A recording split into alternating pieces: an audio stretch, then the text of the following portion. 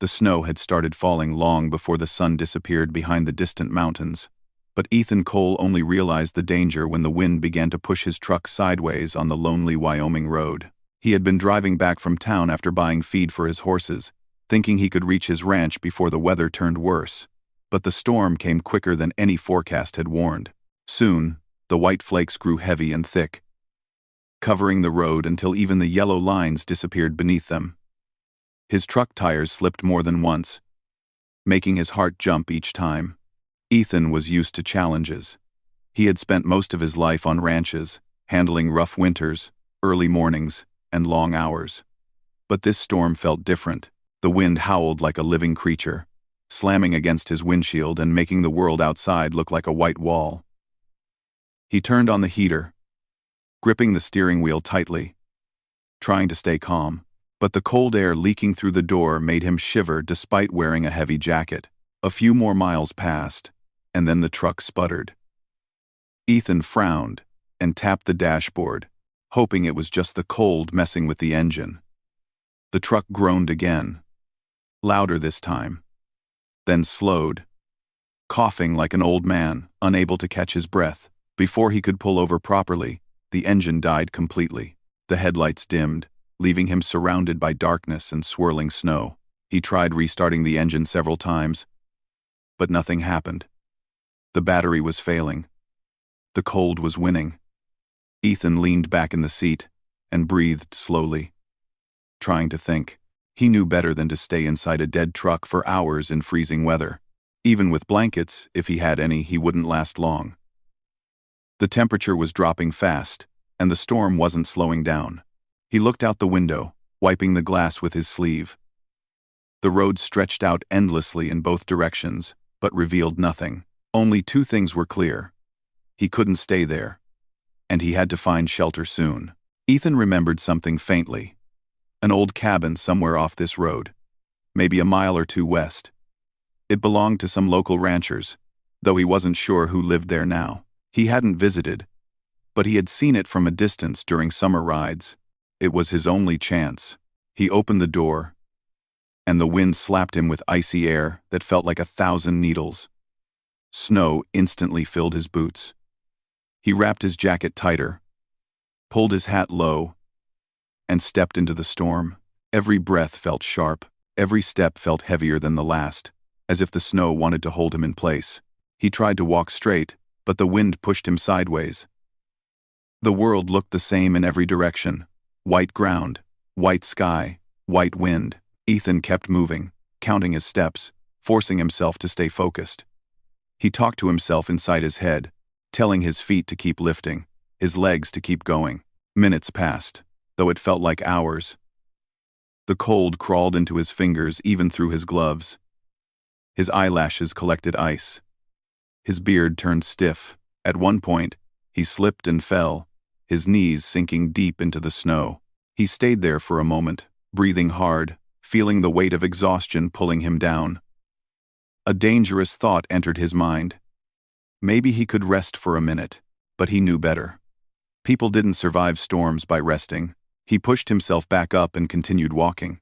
Then, through the blur of white, he saw something, just a faint orange glow, flickering through the snowfall. He squinted, unsure if his eyes were playing tricks on him. The wind shifted, and the glow became clearer. A light, a window, a cabin. Hope gave him new strength. He walked faster, almost stumbling, until the outline of the cabin appeared. It was small, sturdy, with wooden walls and smoke rising from the chimney. Whoever lived there had a fire going, and that meant warmth. Ethan reached the porch and grabbed the railing to steady himself. His fingers felt stiff as wood. Snow covered his jacket, hat, and boots. He raised his hand and knocked on the door once, then twice, louder the second time. For a moment, he heard nothing. Only the wind screamed outside, then footsteps. The door opened, and warm air rushed out, brushing against his frozen skin like a gentle hand. A tall woman stood in the doorway, her eyes widening at the sight of him. She had long reddish-brown hair tied back loosely, a thick flannel shirt, and strong shoulders that made her look powerful. But her expression was full of worry. "Oh my goodness," she said, stepping closer. "You're freezing. Come inside now." Ethan tried to speak, but his teeth were chattering too hard. The woman took his arm and guided him inside with surprising gentleness. The moment he crossed the threshold, heat from the fireplace wrapped around him, melting the ice on his clothes. She shut the door quickly, locking out the wind, then turned to him again. "Sit down by the fire," she said, pointing to a wooden chair covered with a soft blanket. "You look half frozen." Ethan didn't argue. He sank into the chair, letting the warmth touch his face. His body trembled as the heat soaked in. The woman grabbed another blanket from a shelf, shook it out, and wrapped it around his shoulders. "I'm Marla Ridge," she said with a calm voice.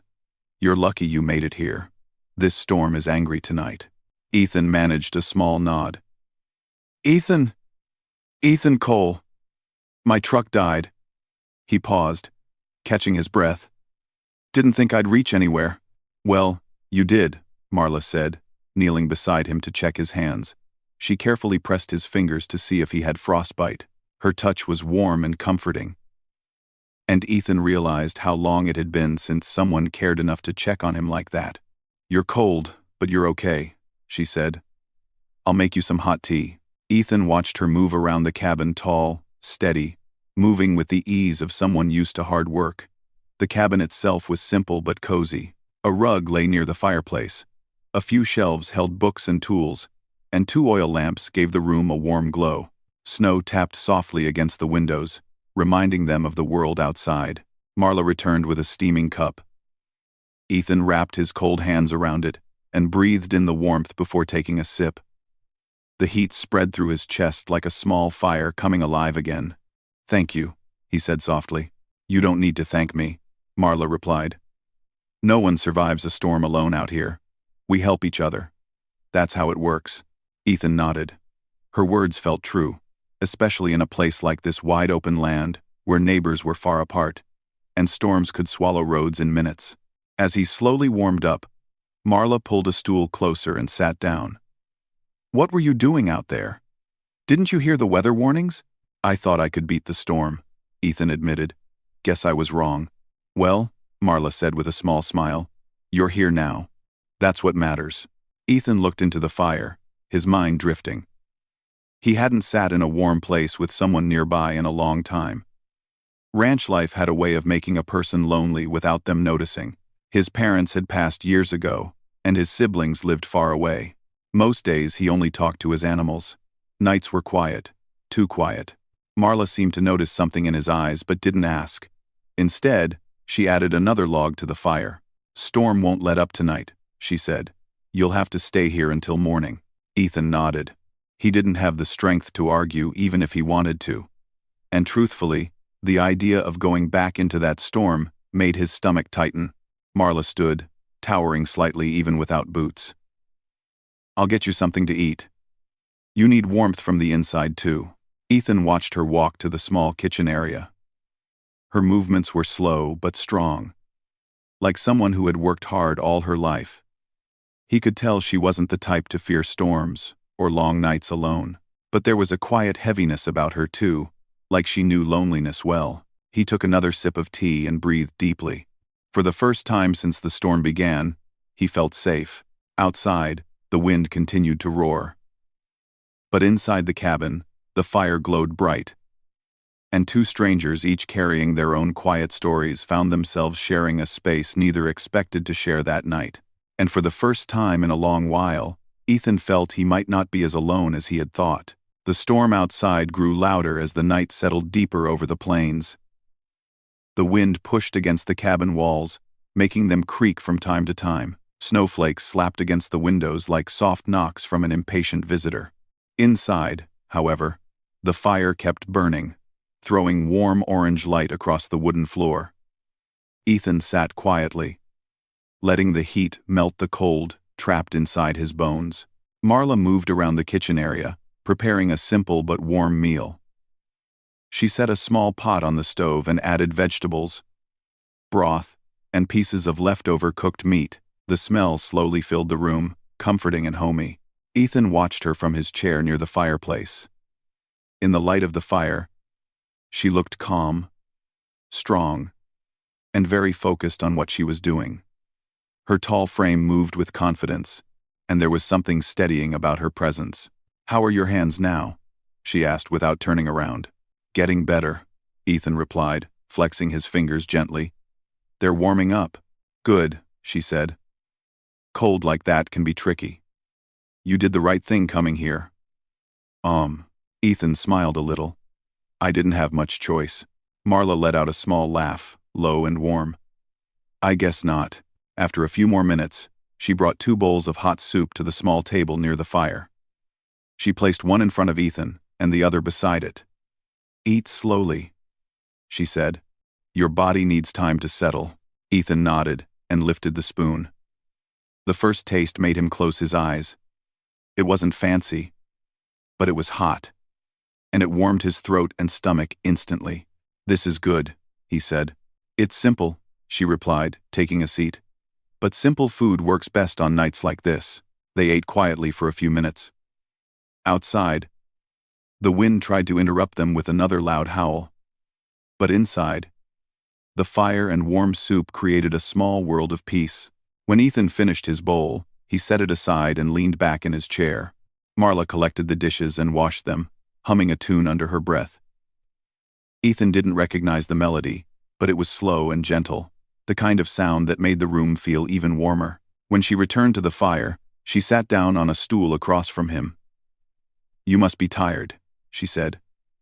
"Walking in that storm takes a lot out of a person." "I am," Ethan admitted. "But I'm also awake. The kind of awake you get after something scary happens." Marla nodded. "I know that feeling." Ethan looked at her curiously. "You get storms like this often?" "More often than I'd like," she said. "But it's not just storms. Living out here means dealing with long winters, broken fences, sick animals, quiet nights.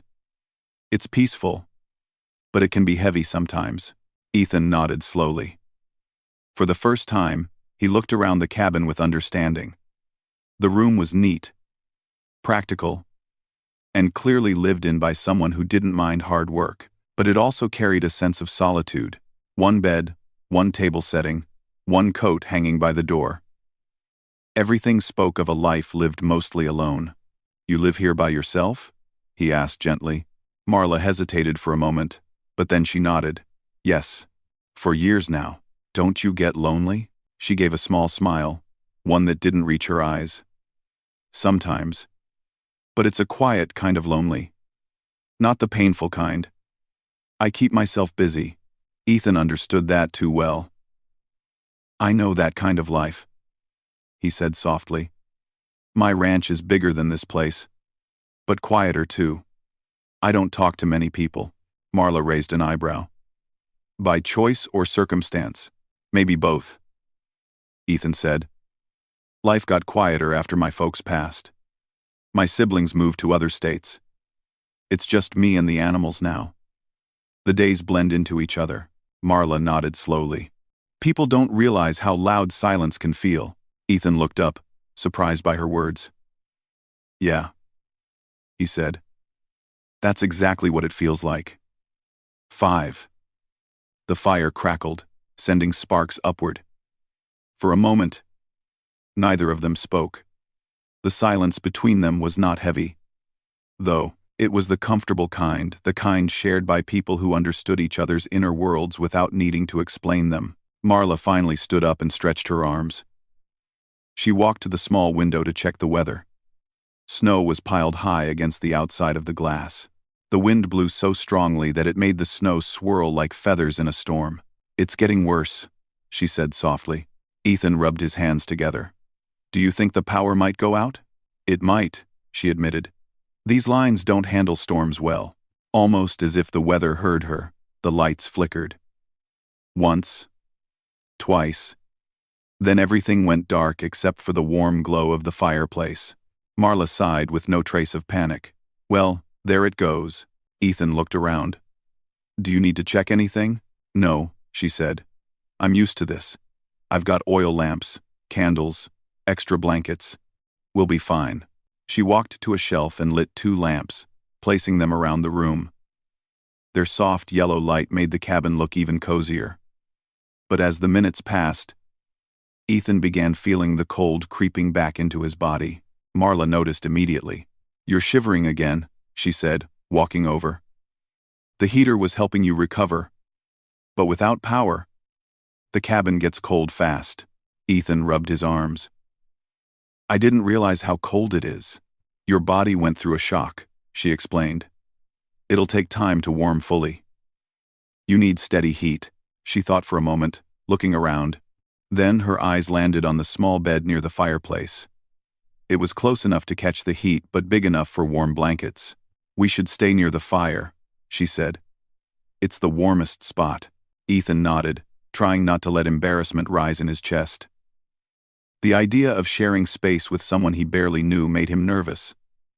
But the cold creeping deeper into his skin left him little choice. Marla pulled more blankets from a chest and placed them on the bed. The fire crackled, bright and strong, filling the room with a soft glow. Ethan could feel the warmth spreading out like a gentle wave. She turned back to him. "You can sit or lie down here." "It'll help." Ethan stood slowly, his legs stiff from the earlier cold. He approached the bed and sat on the edge. The blankets felt warm, comforting. Marla sat across from him on the floor, closer to the fire. She stretched her legs and leaned back on her hands, looking relaxed despite the storm. "So," she began. Ethan nodded. "Yeah, it wasn't the plan, but life has a way of deciding things for you." "Tell me," she said gently. "If you don't mind." Ethan hesitated. He wasn't used to opening up, but something about the warm room, the storm outside, and the kindness in Marla's eyes made speaking easier. "I grew up on my family ranch," he said slowly. "After my parents passed, the place felt different. Empty. My siblings didn't want the ranch life, so they left. I stayed because I didn't know where else to go. And because someone had to." Marla listened silently, her expression soft. "It's been years now," Ethan continued. "Days pass quietly. I work, I eat, I sleep. Sometimes I talk to the horses just to hear a voice." "That sounds lonely," Marla said softly. "It is," Ethan admitted. "Most nights, it's just me and the sound of the wind." Marla nodded, understanding more than he expected. "I know that feeling well." Ethan looked at her. "What about you? Why live out here alone?" Marla shifted slightly. "People, they don't always know what to make of me. Some think I'm too tall, too strong-looking, too quiet. I used to try fitting in, but it felt like trying to squeeze into a coat that didn't belong to me." Ethan smiled faintly. "There's nothing wrong with being strong. Some people think strong means unapproachable," she said. "But strength can be lonely too." Ethan looked into the fire. "I guess we're both good at being alone." "Maybe too good," Marla replied quietly. Another long silence followed. But again, it felt peaceful. Outside, the storm kept pushing. But inside, two lonely people were discovering that the world didn't feel as cold when someone else shared the same quiet. As the temperature dropped further, Marla stood, grabbed another blanket, and draped it over Ethan's shoulders. Her movements were gentle, caring. "You're still cold," she said softly. "Stay close to the fire. It'll help." Ethan nodded gratefully. He didn't say it out loud, but warmth wasn't the only thing he was feeling. He was beginning to realize that maybe the storm had pushed him here for a reason. Maybe loneliness felt different when someone finally understood it. The night grew deeper, and the wind outside sounded even sharper than before. The storm had no intention of calming down. It kept pushing against the cabin as if trying to remind the two people inside that the world beyond those wooden walls was cold, wild, and unforgiving. But inside, the fire burned steadily, and the warm light gave the cabin a gentle glow that softened the edges of everything. Ethan rested on the bed near the fireplace, wrapped in several blankets. Even with all the layers, he still felt a slow chill moving through his body. His earlier walk through the storm had drained him more than he realized. Every now and then, a small shiver would run through him, and he tried to hide it, but Marla noticed each one. Marla sat on the floor, leaning against the wall beside the fire. Her tall figure cast a long shadow behind her. She had taken off her heavy boots, and was now wearing thick wool socks. Stretched out comfortably, she looked calm on the outside, but the little lines between her eyebrows showed she was worried about Ethan. "You're still cold," she said softly, her eyes following his trembling hands. "I'll be fine," Ethan replied quickly, trying to smile. "Just needs a little more time." Marla shook her head gently. "Cold like this doesn't just disappear on its own. Your body went through a lot." Ethan didn't argue. He knew she was right, but he also didn't want to seem weak. He had grown up learning to push through difficulties without asking for help. But tonight was different. His body felt tired, almost too tired, and the temperature in the cabin had dropped another degree after the power outage. Even the fire, as warm as it was, couldn't heat the whole cabin evenly. Marla stood up and walked to the window. She wiped a small patch of glass clear with her hand and looked out. Everything was white. The snow had piled high against the cabin walls. The wind carried flakes across the yard in wild circles. "It's colder than I expected," she murmured. "We're going to need more heat." Ethan ran a hand over his face. His skin felt tight, still recovering from the cold outside. "I'm okay," he said again, but this time his voice was weaker. Marla turned toward him, her expression gentle but firm. "You don't have to pretend, Ethan. I can see you're freezing." Ethan opened his mouth to reply, but another shiver ran through him, stronger and sharper than the last.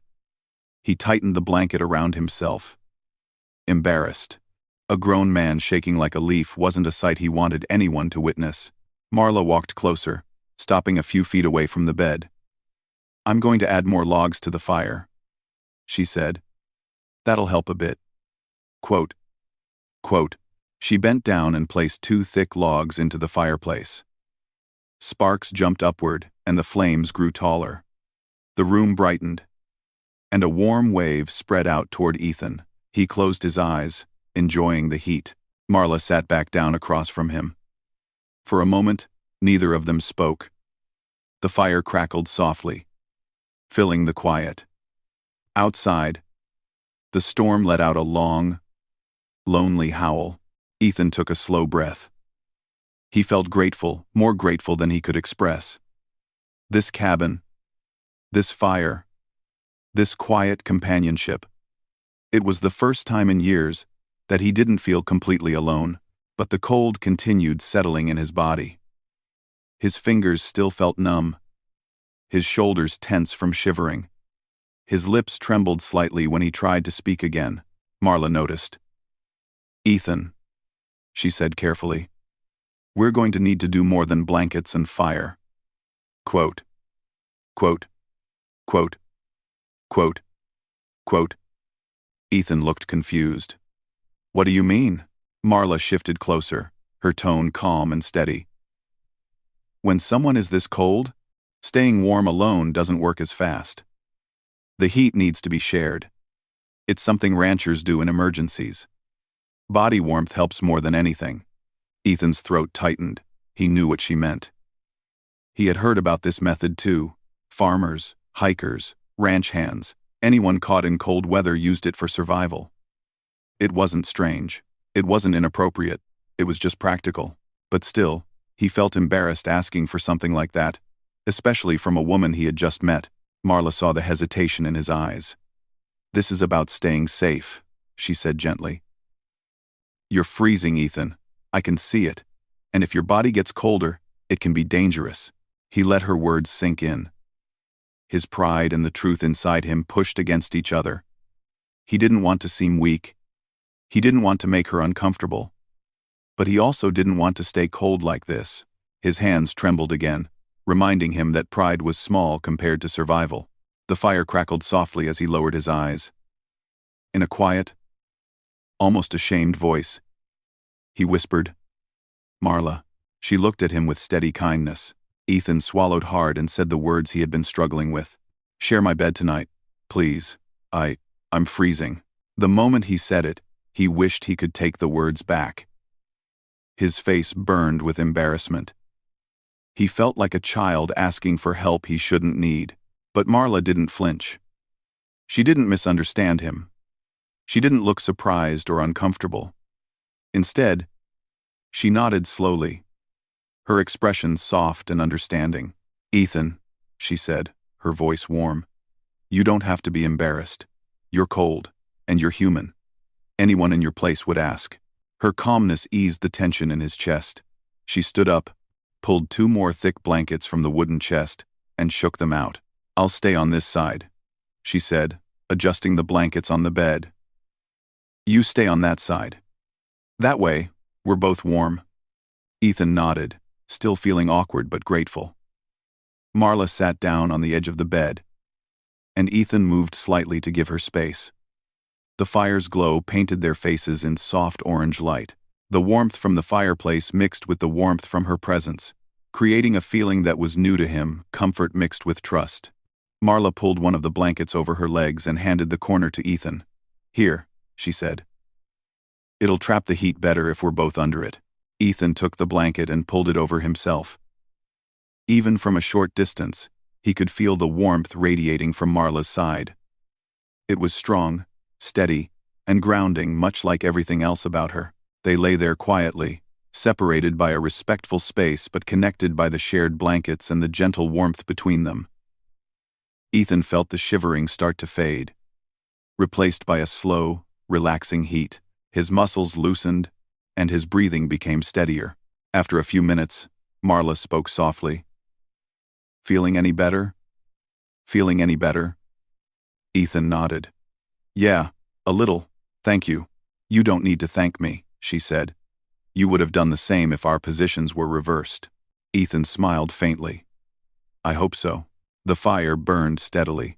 The wind outside howled, but the cabin felt safe, almost peaceful. Time seemed to slow down. Ethan felt himself drifting. Not into sleep yet, but into a calmer place where the cold no longer ruled his body. Marla shifted slightly, getting more comfortable. "Storm's not going to stop anytime soon," she said softly. "Yeah," Ethan murmured. "But I don't feel scared anymore." Marla looked at him with surprised kindness. "Scared?" He nodded, embarrassed but honest. "I was scared out there. More than I want to admit." Marla's voice softened even further. "Everyone gets scared, Ethan. Storms can do that. Nights like this can make anyone feel small." He glanced at her. "Do you get scared?" Marla gave a quiet laugh. "Sometimes. But having someone else here makes it easier." Her words surprised him. "Me?" She nodded. "Yes. Even if the storm is loud, the cabin doesn't feel so empty tonight." Ethan didn't know what to say. For the first time in a long time, he felt something warm that wasn't from blankets or fire. It was the comfort of being needed even in a small way. The fire crackled again, sending brighter sparks up the chimney. Marla lay her head back against the pillow, staring at the ceiling. "You know," she said softly, "it's funny how storms bring people together." Ethan smiled gently. "Yeah. I didn't expect to end up here tonight. Life likes surprises," she replied. As minutes turned into an hour, the warmth finally reached deep into Ethan's bones. His shivering stopped completely. His breathing slowed. The cold that had clung to him so stubbornly was finally melting away. And beside him, calm and steady, Marla watched to make sure he didn't slip back into coldness again. They stayed like that, 2 lonely souls who had spent years apart from the world, now sharing the same space because the storm had pushed them together. Neither knew what tomorrow would bring, but tonight, in the warm glow of the fire, with blankets wrapped around them and the storm whispering outside, they felt safe, and for the first time in years, neither of them felt alone. The next morning began with a strange kind of stillness, the kind that exists only after a heavy night of snow. The world outside looked completely white, like someone had painted over every shape and every shadow. Inside the cabin, the little fire had almost burned out, leaving only soft orange embers glowing faintly in the ash. Lucas opened his eyes slowly, feeling an unusual sense of calm in his chest. For a moment he didn't move. He simply lay there, listening to the soft breathing nearby. The warmth he felt was not only from the blankets but from the quiet presence of Ella, who slept peacefully on the other side of the bed. The cabin felt warmer than it had the night before, maybe not in temperature, but in feeling. He looked toward the window and saw a thin line of sunlight cutting through the frost. The snowstorm had passed. A new day had arrived. Ella shifted slightly, brushing her hair away from her face as she woke. She blinked twice, still half asleep, then looked at him with a shy smile. There was something gentle in her expression.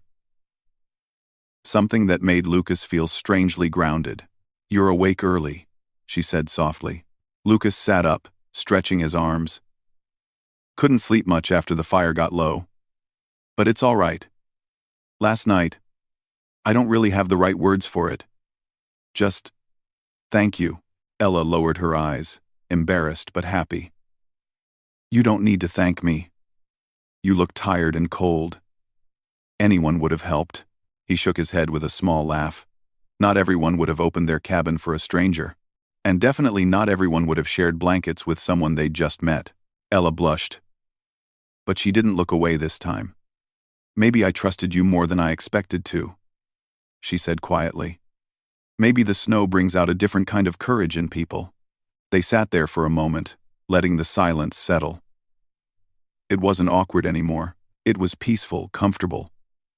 Like the kind of silence that only forms between people who understand one another without trying too hard. Lucas finally stood and walked to the window, wiping a small circle in the frost. The view outside was breathtaking. The valley, the hills, the trees, everything was covered in thick white snow that sparkled under the morning sun. The storm had been harsh, but now the world looked fresh and new, almost magical. Ella joined him, standing slowly because of her height, careful not to bump her head against the low rafters. "It's beautiful," she said. "Every time it snows like this, I remember why I stay up here in the mountains. Even though it gets lonely." "Yeah," Lucas replied, looking at her. "Lonely." He didn't need to explain further. She already knew what he meant. After a while, they decided to fix the cabin and prepare for the day. The storm had shaken a few things loose. A small part of the roof needed checking, and the firewood pile had been buried under snow. Lucas insisted on helping. "You're a guest," Ella said, trying to stop him. "And guests should help," he replied with a grin. She couldn't argue with that. Together they stepped outside, wrapped in warm coats and thick boots. The cold air touched their faces, but it wasn't painful like the night before. It felt crisp and refreshing. The snow was so deep that Lucas sank almost halfway with every step, which made Ella laugh softly as she walked easily on top of it with her long legs. "You make it look effortless," Lucas joked, trying to lift his knees high enough to keep moving. "I've lived here my whole life," she said. "Snow is like a second language to me." They reached the firewood pile, and Lucas dug through the snow while Ella lifted the heavier logs with surprising ease.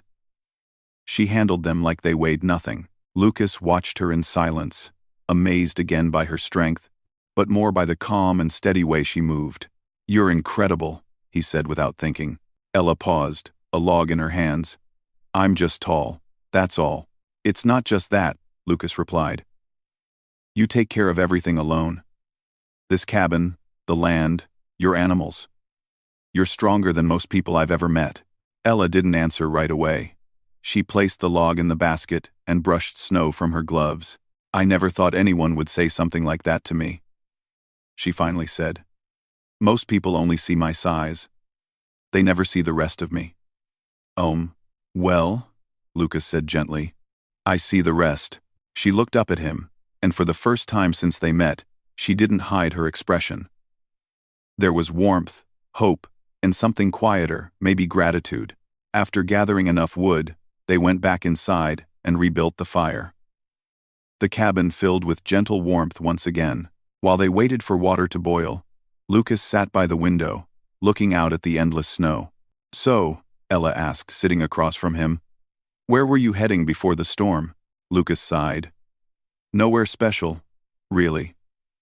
I was riding from ranch to ranch, helping folks where I could. I guess I've been searching for something, just not sure what. Ella studied him carefully. Or maybe someone, she asked softly. Lucas smiled faintly. Maybe.